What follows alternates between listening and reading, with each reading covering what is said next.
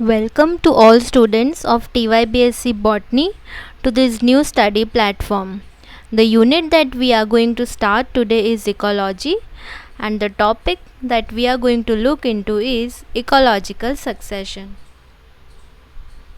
Now, before we understand what is ecological succession, let us see what is succession. So succession is a general term which means series of stages. It is an orderly progression of a community that takes place one after the other over the same area with time. So it is an orderly progression, which means that it progresses orderly one after the other. Let us take two examples to understand succession. The first example is of succession in property. So when a father has some property, it usually goes into the hands of his eldest son.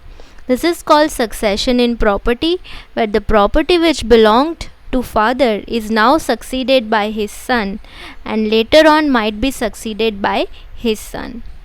The second example that I have kept here is of succession in throne. The figure shown here is of Queen Elizabeth II. She is the Queen of UK. The next pic is of Prince Charles, who is the eldest son of Elizabeth II, and thus the throne will pass from Queen Elizabeth upon her death to her son Prince Charles. Similarly, after the death of Prince Charles, the throne will pass from him to his eldest son William, and this way to William's son George, which will then keep on continuing from one generation to another. So what exactly is happening here? That it is an orderly progression of a community one after the another. So these are just examples to make you understand what is succession. It is a directional change. That means that the changes are directional. So it is happening in one direction, and so as it is directional, it is predictable. You can predict that after the first stage, what is the second stage that is going to happen. Succession symbolizes that life is never standstill, and since life is never standstill, changes are always going to happen. Now that you know that what is succession, we move to our topic, which is ecological succession.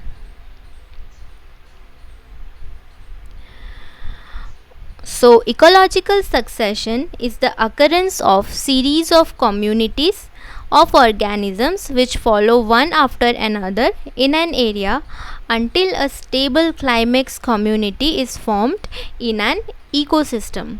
So this is related to an ecosystem in an area where a series of communities. Now, what is communities?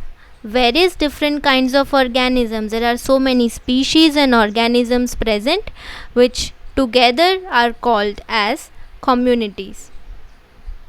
So like this, when series of communities of organisms, they follow one after another in an area until a stable climax community is formed, so it is called ecological succession.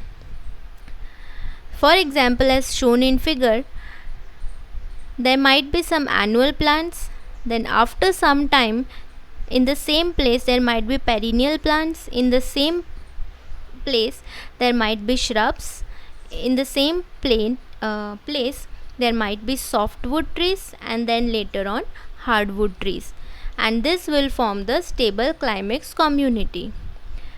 But this ecological succession will keep on continuing until the stable climax community is reached over time. This takes place over time.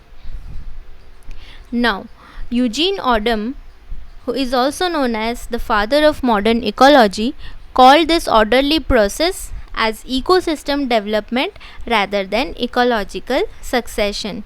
He gave some points mentioning what is ecological succession. The first point is it is an orderly process of community development. As I mentioned before, it is an orderly process. Then it involves changes in species structure and community process with time. So change is taking place both in species structure and the community. The individual species is also changing and the whole community is also changing. It is directional and therefore predictable. As I mentioned before, it is directional, that is, it is taking place in one direction, and hence it is predictable. That means we can say that after which stage will come. This results from modification of physical environment and communities. Obviously, when there will be some modifications in the physical environment and the community itself, this will lead to ecological succession. This ultimately culminates in a stabilized ecosystem in which maximum biomass and symbiotic function between organisms are maintained. So the ultimate goal of ecological succession is to form a stabilized ecosystem which remains in equilibrium, having maximum biomass and performing all the symbiotic functions. Right? So now we know that what is ecological succession. So now we move to our next topic, which is causes of succession. That means what are the causes that leads to succession. So the causes of succession has been bifurcated mainly into three types. These three types are initiating or initial causes, acacious or continuing causes, stabilizing causes. So what is initial causes? These are causes that creates barren area to start succession. So the first and foremost prerequisite of starting point of ecological succession is having a barren area where nothing is present. So when there is a barren area, ecological succession will start. So to start an ecological succession, we need a barren area, and all those causes that will create this barren area is included in initial causes. That means these are the causes that will initiate succession. Now these causes, they can be climatic as well as biotic. So the climatic causes include soil erosion, wildfire, volcanic activity, lightning, etc. Means these all activities will lead to destruction of a habitat and which will create a barren area. But these are climatic causes. So there can be biotic causes also, which includes various activities of the organism itself. Biotic factors are the organisms itself. Sometimes the organisms themselves change the conditions in such a way that it leads to initiation of succession. Now coming to our next cause of succession, which is acacious or continuing causes. Now that the succession has initiated, so next causes will be those causes that will keep on continuing the process of succession. So all those causes that will create successive waves of population as a result of changes that will come in the environment are included in continuing causes. Causes that will keep on bringing change, that is called continuing causes. These are processes like migration, competition, aggregation, reaction, and alike. But let us not go deep into these terms right now, because we will be actually explaining this term. We will be taking these terms later on in next lectures. So for now, let us just keep in mind that continuing causes are those that keeps on changing the population in the environment.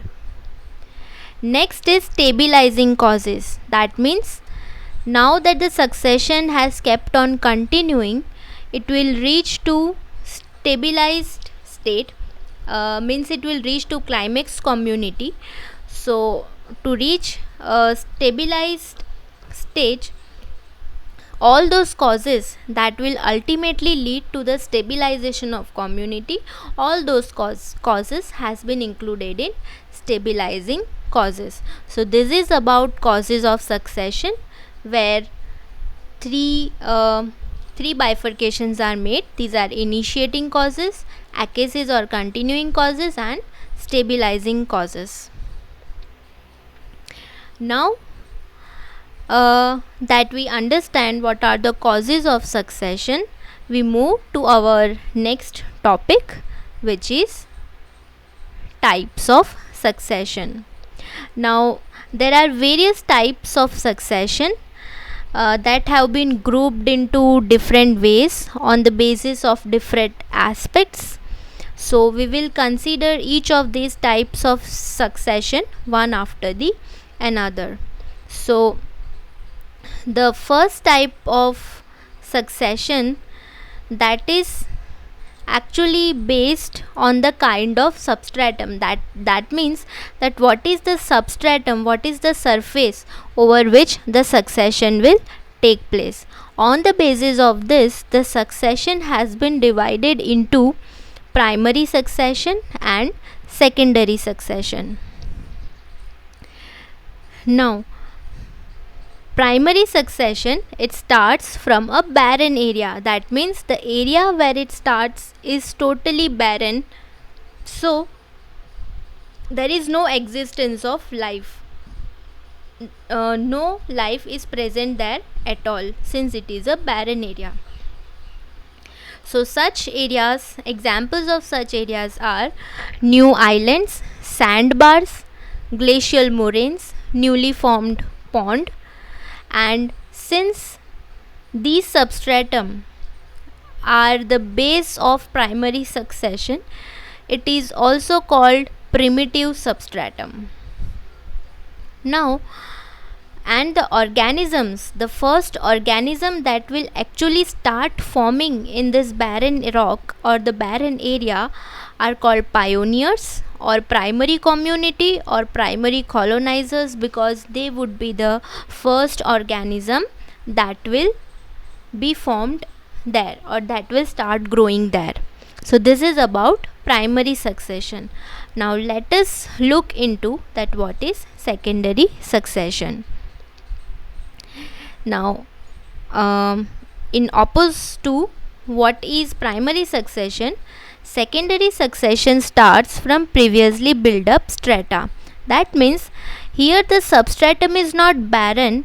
The secondary succession starts from already where the substrata is previously built up. That means that it already has some existing living matter but has been cleared off. Say for example, there is a forest which is full of trees and grasses and all kind of animals and soil, but there may be some sudden fire due to which that area will get burnt, and as a result the area will lose its biota, right? So these all biota will get cleared off because of the fire, but then there will be some organisms that might be still present there. Now since there are some organisms still present, so the succession process will be much faster than the primary succession. Now this happens when the community gets destroyed by fire, disease, tornado, flood or human activities. When any healthy community, when it gets destroyed by fire or any kind of other activities or human activities like farming, then this kind of secondary succession might happen because there might be present some organisms which will initiate the process of succession. So this kind of succession is much quicker because there are still some organisms present, but here in primary succession there are no organisms present, so this is slower than secondary succession. This is one bifurcation of type of succession. Now let us look into another bifurcation of type of succession. This is on the basis of driving factors, means what are the factors that are actually leading to succession. So these are classified into two types. These are autogenic succession and allogenic succession. So autogenic succession is when for example the driving factor is the community itself. The driving factor is the community itself, that is the biotic factor is the driving factor. Say for example there is a large tree which has a shady area below it. So for example there is some another small plant that has started growing in that shady area, but that plant requires sunlight. But because of the shade of the tree, that plant will not receive sunlight, and as a result that plant will ultimately die. So it is the community itself, it is the biotic factor itself which has led to its own replacement. So if we look into autogenic means self-generated, that is the succession here is self-generated by the community itself. The driving force of the succession is the community itself. Here the community itself brought some changes because of which it caused its own replacement by new communities. So it is the biotic factor itself which is responsible for succession. And what is biotic factors? All the living organisms and all the communities are included in biotic factor. So when autogenic term is mentioned, just remember that it is self-generated by the community itself, which is a biotic factor. So the driving force is biotic factor or the community itself. Now let us look into what is allogenic succession. For example, here you can see that there is a pond full of water, but slowly if silt starts depositing in that pond, then that pond will become shallow, due to which this aquatic habitat will get converted into terrestrial habitat. So silt deposition will take place. Now for those who do not know what silt is, silt are particles of soil itself. Soil has three types of particles, right? So one among them is silt. So when silt starts depositing gradually over the pond, so the pond area will become shallow, and this will lead to the transformation of aquatic habitat to terrestrial habitat. Now the factor here is abiotic. Soil is an abiotic factor, silt is an abiotic factor. So when the allogenic term comes, let us understand that it is not self-generated, but it is by other factors. The driving force for the succession are factors external to the community. Here the driving force is factors external to the community. That means the driving force is not the community, but the external factors are responsible for succession. It is the abiotic component which is responsible for succession. Rather, in autogenic it was the biotic factor, but in allogenic it is the abiotic factor which is causing succession.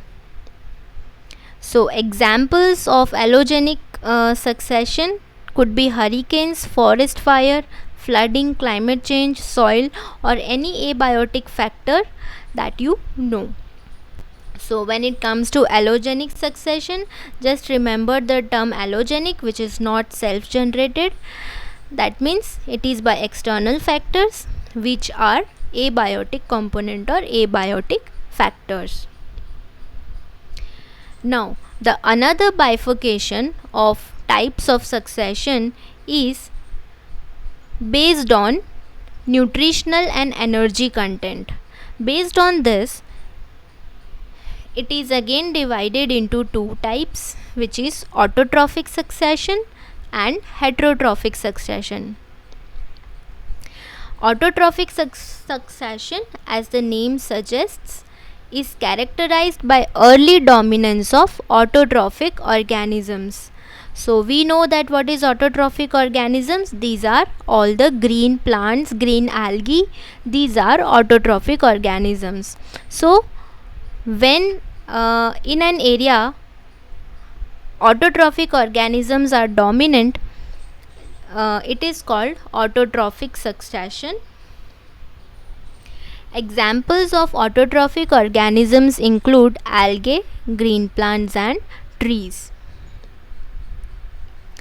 So this occurs in a predominantly inorganic environment. Now let us understand that what do we mean by predominantly inorganic environment. Inorganic molecules are all those molecules that are in simpler forms, molecules that we cannot take directly. So these molecules are water in the soil, minerals in the soil like calcium, magnesium, then all the soil particles, carbon dioxide that is present in the air, this is also inorganic. Now all of this we cannot take directly from the environment. So it is only the green plants that is possible to take this inorganic materials from the environment. So what a plant does is it with the help of sunlight takes carbon dioxide, takes water and minerals from the soil and makes its own food and gives out oxygen. Now the food that the plant has prepared is all the organic molecules like carbohydrate, lipids and proteins. These organic molecules are utilized by us and we are consumers. So therefore inorganic molecules can only be taken up by plants, and therefore this kind of succession will obviously happen in a predominantly inorganic environment where more of inorganic content is present. Now the energy flow is maintained indefinitely. Since plant is the producer, so it is the producer of energy. That energy is then used up by consumers one after the another. So energy flow is maintained because it is the producer of energy. This leads to gradual increase in organic matter content. Obviously, since plants is producing organic molecules, so this organic content will be taken up by human beings, will be taken up by animals, and all this organic content will add up into the soil later on. So due to this we can say that there is a gradual increase in organic matter content. Now let us have a look into what is heterotrophic succession. So this is characterized by early dominance of heterotrophic organisms. Now we know what are heterotrophic organisms. These are organisms that cannot make their own food and depend upon plants for their food. So these organisms are bacteria, fungi, some of the actinomycetes, and animals. These are heterotrophic organisms. So this occurs in a predominantly organic environment. Now, organic environment means an environment where more of organic molecules are present, like carbohydrate, proteins, lipids are present. So these organisms can actually grow in organic environment. They require organic molecule, and therefore it occurs in predominantly organic environment. These organisms, they will never be present in a predominantly inorganic environment, because inorganic content cannot be utilized by heterotrophic organisms. Now, since organic environment is the place where these are predominantly present, there is a gradual decrease in energy content. Obviously these are not the producers of energy, so the energy content will decrease, because one organism will feed on plant, that organism will utilize energy from the plant, and the energy of that animal will be utilized by some another animal, and likewise the energy will keep on decreasing. Here there are no producers of energy, these are utilizers of energy, so there will be a decrease in energy content, and this will ultimately lead to a decrease in organic content. Obviously, since they will be utilizing organic content, the most of this organic content will decrease, leading to an increase in inorganic content. And since inorganic content will increase, so then again plants will come into picture, where there would be autotrophic succession. So these both are actually related to each other. When there will be more inorganic environment, the autotrophic succession will take place, and when there will be more of organic environment, heterotrophic succession will take place. Okay, so now moving to some other types of succession, some other terms that has been given to various types of succession. These are based on moisture relations. That means what is the moisture content in the environment, based on that succession types has been mentioned. These are hydrosphere or hydrarch. As the name suggests, it starts in regions where plenty of water is present, for example lakes, ponds and streams. So this is the place where a huge amount of water is present, or we can say that this is a type of succession where more of aquatic environment is present. The second type of succession based on moisture relationship is mesosphere or mesarge. Here it starts in an area where adequate moisture is present. Now in hydrosphere there was more amount of moisture. In mesosphere or mesarge there is comparatively less than hydrosphere but adequate enough. So such kind of example is grassland. And the third type of succession is xerosphere, which happens where moisture is in minimal amounts, for example deserts or rocks. So as the name suggests, it happens in dry areas like deserts or rocks, because there the moisture content is very less. Another type of bifurcation has been done in the literature on the basis of surface type. These are lithosphere. Lithosphere means succession which initiates on rock. It is called lithosphere. Samosphere means succession which initiates on the surface of sand. It is called samosphere. And halosphere means succession which initiates on saline water or saline soil. So here you can see the image, white patches that you see is the salinity content of the soil. So when succession starts in a saline soil or saline water, then it is called halocere. So these are the main types of succession that you have to study.